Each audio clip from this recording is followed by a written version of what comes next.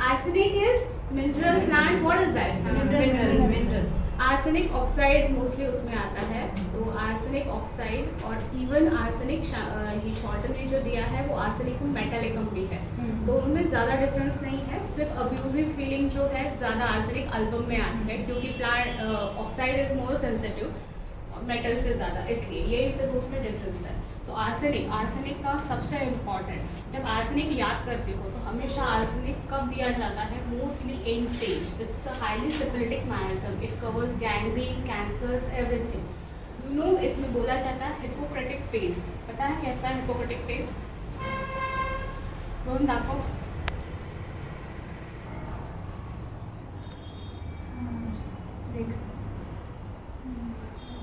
अ dying man, क्योंकि उसकी life में कुछ रहा ही नहीं है, इज ऑन एंड स्टेज, इसलिए गैंग्रीन, सेप्टिसिमिया ये एंड स्टेज के सिफिलिटिक मैनिज्म इसमें ही आता है।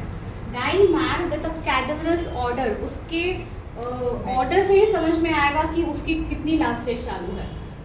वीकनेस, एग्जॉशन, मतलब पूरा लाइफ में थक चुका है, nothing is there at all, physically भी मेंटली भी कुछ भी नहीं है। So this is hippocratic phase. तो ये आर्सेनिक होते हैं। तो आर्सेनिक और क्या है क्लास में जो दिया है, it is specially for mountainous remedy. क्यों माउंटेनर्स यूज़ करते हैं? पहले के ज़माने में आर्सेनिक वो लेते थे, बैग के साथ उसको लगा के फिर जाते थे, क्योंकि इट एंड्योरेंस उसकी वजह से मिलता है, it gives a power of endurance. So that's why it's a horse remedy also, क्योंकि उनमें वो एंड्योरेंस है। तो ये क्लास में दिया है, बाकी किसमें नहीं मिलेगा आपको। पहले के ज़माने में इसके लिए लेते थे बिकॉज वो स्ट्रेंथन करता है, strengthening the muscles of limbs, जिसकी वजह से आप माउंटेन पे चढ़ सकते हो, एंड इवन ब्रीदिंग मसल्स। सो वो स्ट्रेंथ होने के बाद आप इजीली कोई भी माउंटेन क्लाइंब अप कर सकते हो। So that's why it's a mountaineers remedy, and that's why वो एंड्योरेंस की वजह से इट्स अ हॉर्स रेमेडी। और बाकी इसमें भी बोलते हैं आर्सेनिक इज फॉर किसके लिए? रेस हॉर्स के लिए, because that restlessness and because of that strength. And pulsatilla is for Swan. yeah, or antim-crude is for Ships. pigs. Yes, pig के लिए है। Pulsatilla is Pulsatilla for sheep. ships के लिए है, and antim-crude is for swine, and arsenic which is for race horse. So this is horse remedy, क्योंकि पहले के ज़माने में इसलिए उनको देते थे। और आर्सेनिक खिलाने के बाद उनकी जो स्किन शाइन करती थी वो भी एक इम्पॉर्टेंट उसका सिम्टम है। आर्सेनिक स्किन पे भी ज़्यादा अच्छा काम करता है। So you can imagine arsenic as a dying man with cadaverous odor also. So mostly nervous system पे ये ज़्यादा काम करता है, and that's why these people are very nervous, very restless. ये इनमें important है। ये देखा गया है कि ये ज़्यादा वेजिटेबल्स ईटर्स जो वेजिटेरियन लोग हैं उनके ऊपर ज़्यादा काम करते हैं, क्योंकि इन लोगों का पेट बहुत सेंसिटिव रहता है। पेट इज़ वेरी इरिटेबल, कुछ भी थोड़ा सा कुछ अलग खाने को आया तो तुरंत उनको डायरिया, वॉमिटिंग या कुछ भी होता है। गैस्ट्रिक सिस्टम जो इनका रहता है स्टमक बहुत इरिटेबल रहता है। So that's why mostly vegetables के ऊपर काम करती है, क्योंकि नॉनवेज तो वो पचा ही नहीं पाते। That's why meat aggravation is there. तो इसलिए वो वेजिटेबल्स के लिए है। एंड इवन जैसे मैंने बताया स्टमक इतना इरिटेबल रहता है, इसलिए कोई भी छोटी चीज़ जैसे सार चीज़ हो गया उसकी वजह से उनको कंप्लेन हो गया, कोई भी नॉनवेज खा लिया, इवन मीट खा लिया, फिश खा लिया खराब वाला, कोई भी उससे भी तकलीफ होगी। इवन इनको आइस से भी तकलीफ होती है, आइस वाटर से भी इनको तकलीफ होती है। Then effects of excess of vegetarian diet, इसके लिए भी ये दे सकते हैं। मेलन, स्ट्रॉबेरी, जो अभी समर में ये सब फ्रूट्स आएंगे, थोड़ा सा भी खराब होगा, मतलब एक दिन आप उसको काट के थोड़ा सा रखेंगे तो मे भी ऑक्सीडेशन की वजह से चेंज होता है, उसकी वजह थोड़ा सा भी डीके हो गया तो भी उन लोगों को ये बहुत ज़्यादा सेंसिटिव होने की वजह से इनको तुरंत तकलीफ होगी, तुरंत फूड पॉइजनिंग इनको हो जाता है। So mostly from melons, strawberries, fruits in general, specially watery fruits. तो वाटरी फ्रूट से ज़्यादा इनको फूड पॉइजनिंग ईजिली हो जाता है, तो इसके लिए ये ज़्यादा यूज़ की जाती है। देन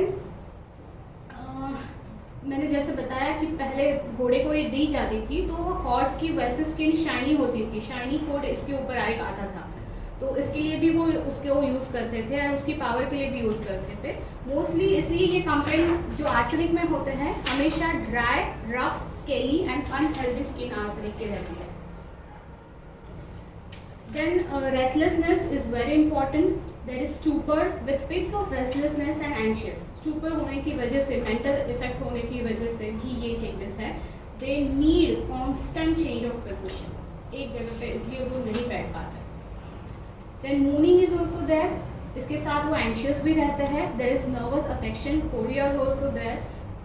मोस्टली ये जो इफेक्ट क्लार्क ने बताया है, क्लिनिकली क्या क्या कंडीशन कवर करता है, excess, alcoholism, cancer, heart affection, throat affection, skin affection, then diarrhoea, dropsy, gout, rickets, duodenal ulcer, gastric ulcers, fever, rheumatism, इस सब के लिए आर्सेनिक काम करता है. मोस्टली ये पॉइजन है. पहले के ज़माने में भी ये एज अ पॉइजन यूज़ करते हैं. मैंने एक डिस्कवरी पे भी केस दिया था, एक लेडी को उसके हस्बैंड ने रोज़ धीरे धीरे आर्सेनिक थोड़ा थोड़ा खिला के उसको मार डाला था. उसके पोस्टमार्टम रिपोर्ट में आया था कि आर्सेनिक पॉइजनिंग की वजह से उसकी डेथ हो गई. तो ये पॉइजन क्या करता है, बॉडी में अंदर जाके ईच एंड एवरी टिश्यू को इरिटेट करता है. तो इरिटेट करने के बाद क्या होगा, जैसे क्लिनिकल्स में आपने देखा कि ये अल्सर कवर करता है, ड्रॉप्सिकल कंडीशन, स्टमक भी उसका इरिटेबल है, तो उसमें डिस्चार्जेस बहुत होंगे, constant diarrhoea, loose motion, there will be water loss, electrolyte loss. तो ये उसका मेन एक्शन है. तो sphere of action it covers mind, nervous system, specially mucous membrane, periosteum, joint, liver, spleen, lymph node. इसकी वजह से गैंग्रीन में भी यूज होता है. Then blood, lung and alimentary canal, ये इसके सबसे ज़्यादा एक्शन है. तो arsenic is a poison which causes constant and violent irritation वो लेने के बाद. देन GIT में देर will B cholera like symptoms. Blood में देर विल बी पैथेचल हेमोरेजेस, इकाइमोसिस. वेंस में वराइसिस दिखेंगे. सीरस मेम्ब्रेन में बहुत सारे कोपियस डिस्चार्जेस रहेंगे. ग्लैंड्स में इंजुरेशन, सपरेशंस है.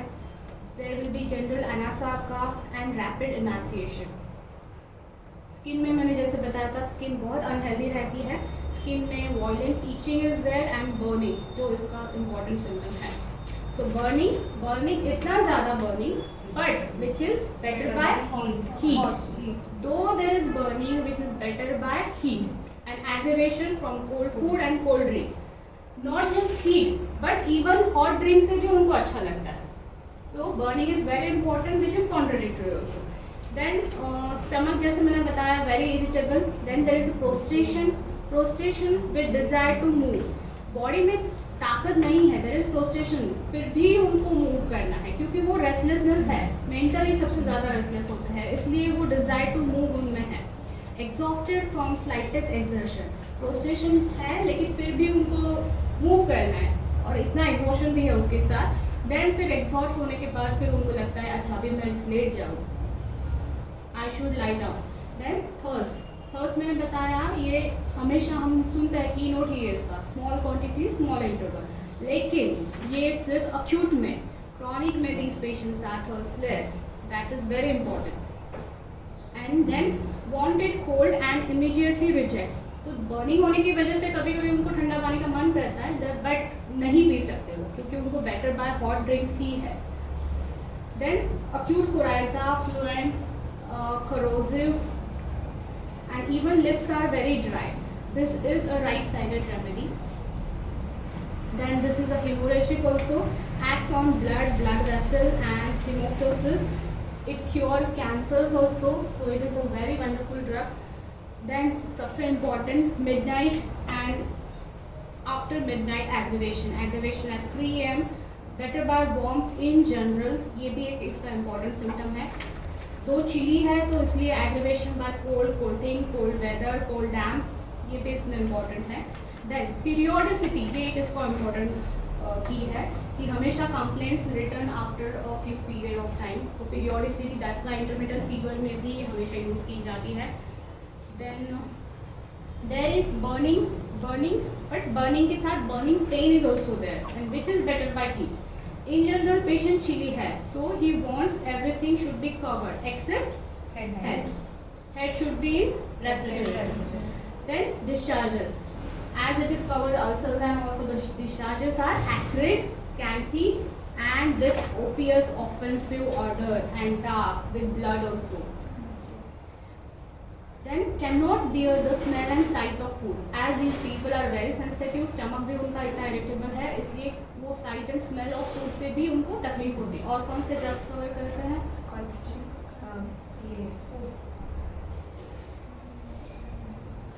कॉल्चिकम, सेपिया और स्टैनोग्रेम, ये भी कवर करता है। मेनली एलिमेंट फ्रॉम, जैसे मैंने बताया, melons and all this fruits के वजह से इनको तकलीफ होती है। सबसे important ice, cold foods, decayed fruits, bad sausage, strong cheese, climbing mountain, वो ज़्यादा एक्सर्शन करने के बाद भी है। Then sea bath, alcohol and cold foods.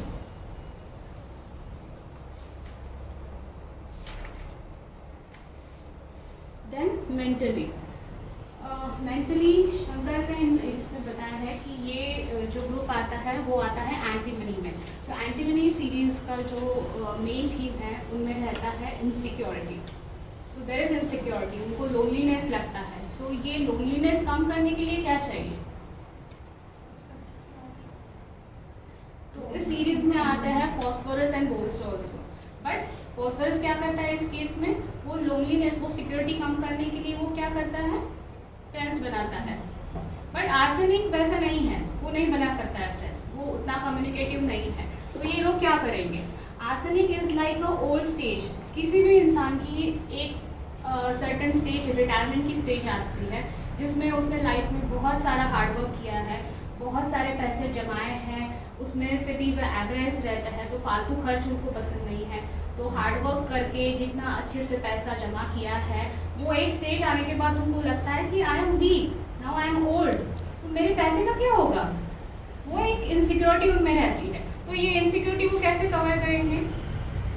क्या करेंगे आप कि समझो आप उस स्टेज में हो, आप ओल्ड हो गए हो, आपके पास पैसा है लेकिन इनसिक्योरिटी है उसके बारे में, तो पैसे को सेव करने की कोशिश करेंगे। तो कैसे सेव करेंगे पैसे? ऐसी जगह इन्वेस्ट करेंगे ना, तो पैसा इतना मतलब क्या हार्डवर्क करके कमाया है, फालतू खर्च कभी नहीं किए हैं, इतना सेव मतलब मेहनत करके कमाया है, तो उसको कैसे सेव करेंगे?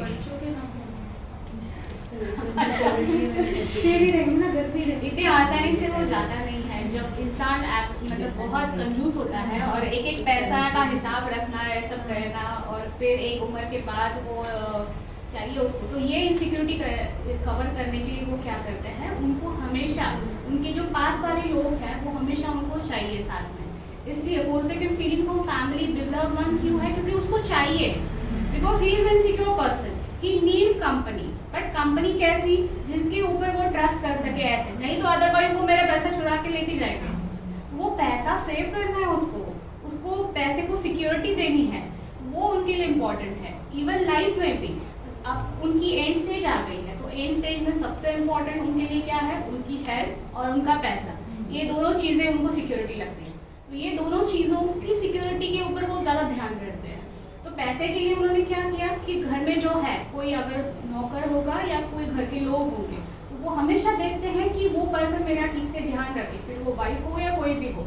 और ऊपर से फैस्टिडियसनेस भी है, तो करना है तो अच्छे से ही उसने करना चाहिए, परफेक्शन से ही करना चाहिए। इसलिए वो जो उनकी सेवा करता है उनको भी वो बहुत ज़्यादा डांटते हैं। तो ये बाइटिंग इसको बोलते हैं, बाइटिंग एक रूब्रिक है ये।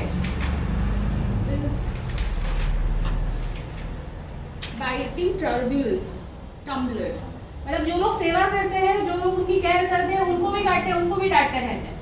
तो ये इनकी सिक्योरिटी करने के लिए हमेशा उनको लगता है कि I am weak, I am old, I am like मैं अभी कुछ नहीं कर सकता हूँ, आई एम इनसिक्योर। तो इसके लिए उनको हमेशा डिज़ायर फॉर कंपनी रहती है। तो डिज़ायर फॉर कंपनी जिसमें भी ऐसे लोग हों जिनके ऊपर वो ट्रस्ट कर सकते हैं, जो कल जाके घर में चोरी नहीं करें। तो हमेशा वो सस्पिशियस रहते हैं, they are like mistrustful and suspicious, very careful.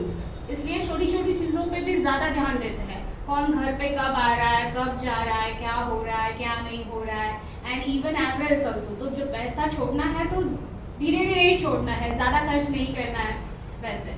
तो इवन आर्सेनिक मेटालिकम में भी ये आता है। तो दीज पीपल आर मोस्टली, सबसे ज़्यादा उसकी चिंता है और हमेशा उसके साथ ही कुछ ना कुछ तो प्रॉब्लम होता है। हमेशा इनके केस में, आर्सेनिक में हमेशा आपको दिखेगा कि इनके हमेशा कुछ ना कुछ तो चोरी होती ही है, क्योंकि माइंड में सबकॉन्शियसली बार बार वही सोच रहे हैं कि मेरा पैसा कैसे सेव रहेगा। तो सेव रहेगा तो कौन क्या, सेव नहीं रहेगा तो उनके बारे में एंग्जाइटी क्या है, कोई तो चोरी करेगा, कोई मुझे मार डालेगा और कैसे भी करके मेरा पैसा लेके जाएगा। तो ये उनको चिंता है, ये उनको एंग्जाइटी है। तो इसके लिए ही उनको वैसे सपने आते हैं। तो सपने में भी उनके चोर्स ही आता है।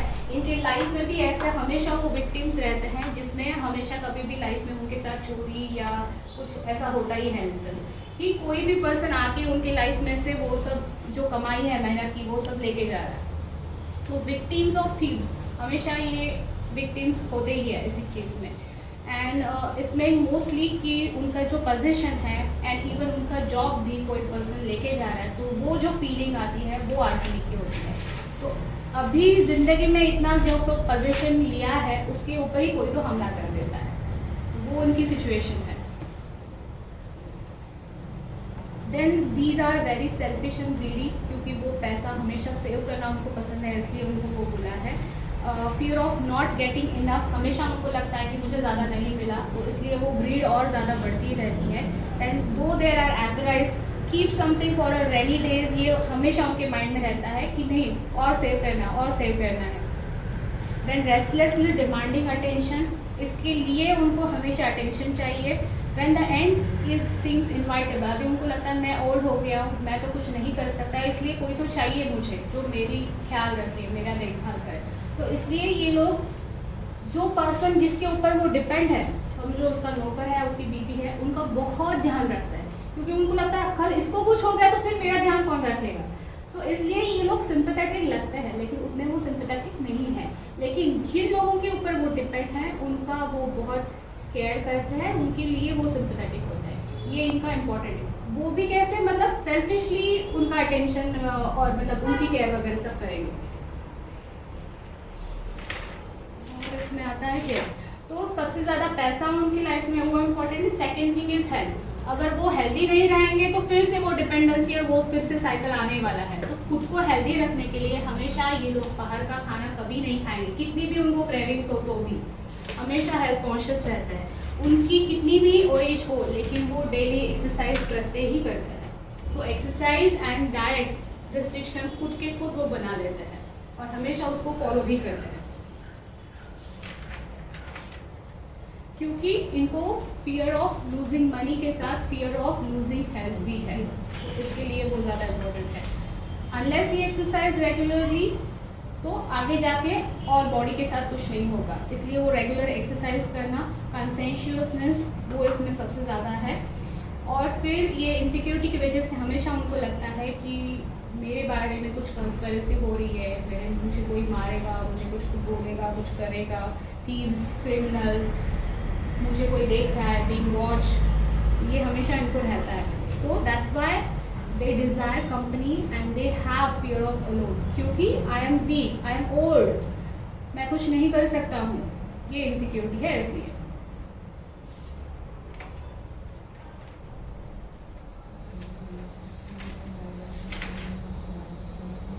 अच्छा, सर ने जो लिया था अब तक उसमें 4 सेकेंड फीलिंग बाय बिलवड, जो हमने केस देखा उसमें they are loquacious with jesting, they are discontented and weeping is also main important rubric है इसमें। जैसे मैंने बताया था छोटी छोटी चीज़ों की उनको एंग्जाइटी रहती है, so anticipatory anxiety also they cover. Then anxiety of others, लेकिन जिनके ऊपर वो डिपेंड है उनके लिए। Fear of poverty is also there, so इसलिए मनी के बारे में ज़्यादा सोचना है। Fear of impending disease as they are health conscious, इसलिए वो भी उनको डर हमेशा रहता है और इसलिए भी वो हेल्थ कॉन्शियस ज़्यादा होते हैं, specially cancer and all in disease का उनको हमेशा फियर रहता है। दे आर फीलिंग अनफॉर्चुनेट, कभी कभी इसलिए उनको लगता है कि मैं अकेला हूँ तो आई एम अनफॉर्चुनेट हूँ वगैरह, वो जैसे इस पेशेंट में भी फीलिंग था वो। These are sympathetic and affectionate, but वो सेल्फिश वे के हिसाब से। Then there is most of the case